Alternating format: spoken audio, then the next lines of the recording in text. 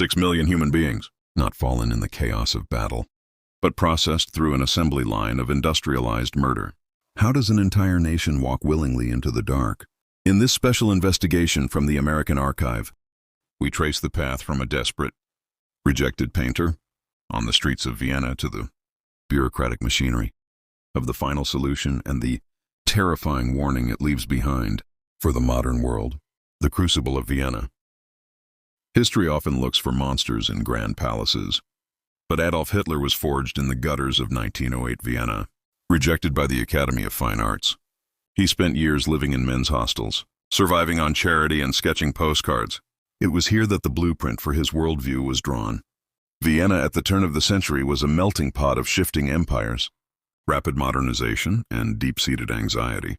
It was also a breeding ground for virulent political anti-Semitism, championed by populist mayors and fringe newspapers that blamed ethnic minorities for the fracturing of the Austro-Hungarian Empire. Hitler didn't invent this hatred.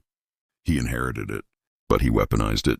He learned how mass psychology, scapegoating, and aggressive propaganda could manipulate a population desperate for simple answers to complex socioeconomic crises. The Great War and the myth of betrayal.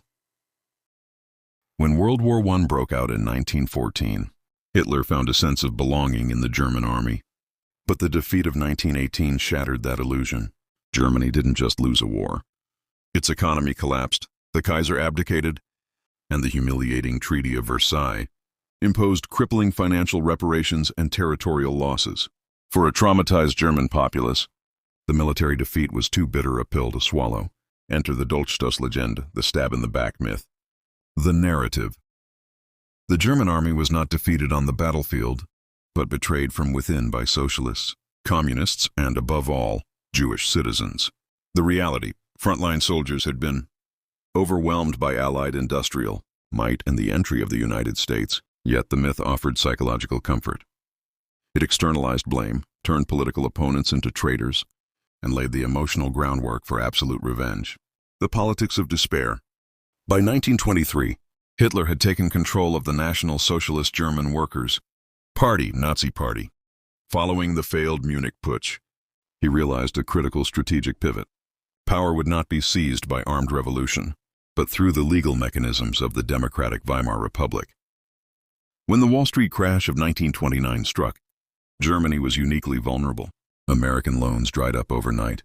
Unemployment soared past 6 million, and the democratic government teetered on collapse. The Nazi Party capitalized on this vacuum. Through brilliant modern campaigning, using radio, airplanes, massive rallies, and targeted propaganda, Hitler positioned himself as the sole savior of a broken nation. January 1933, through backroom political maneuvering, President Paul von Hindenburg appointed Hitler as chancellor. Democracy had handed power to its ultimate destroyer, the machinery of the final solution.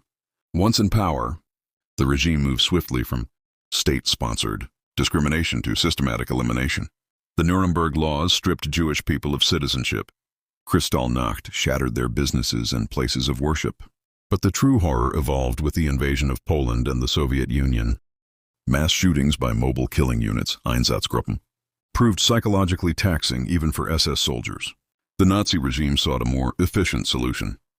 The result was the bureaucratization of murder, deportation, millions rounded up across occupied Europe and packed into freight trains, concentration and extermination camps, facilities like Auschwitz-Birkenau, Treblinka, and Belzec engineered a terrifying fusion of modern, industrial logistics and industrialized slaughter.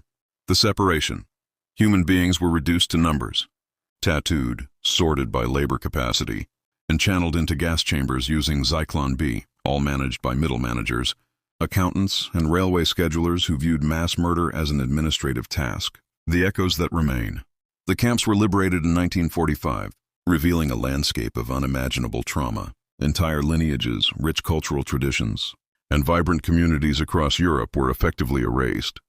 The scars left on Jewish faith, identity, and the global conscience run deep. Theology wrestled with the shadow of Auschwitz.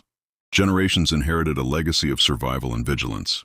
The Holocaust is not just a dark chapter in a history book. It is a stark, permanent warning about the fragility of human civilization. It shows us how quickly democratic norms can erode, how easily propaganda can manufacture consent, and how indifference among ordinary citizens can turn society into an instrument of atrocity. Remembering is not merely a historical exercise, it is our ultimate duty. Thank you for watching this deep dive investigation from the American Archive. If this video helped you understand the critical lessons of our past, hit that subscribe button, leave a comment below, and join us as we continue to uncover the history that defines our world.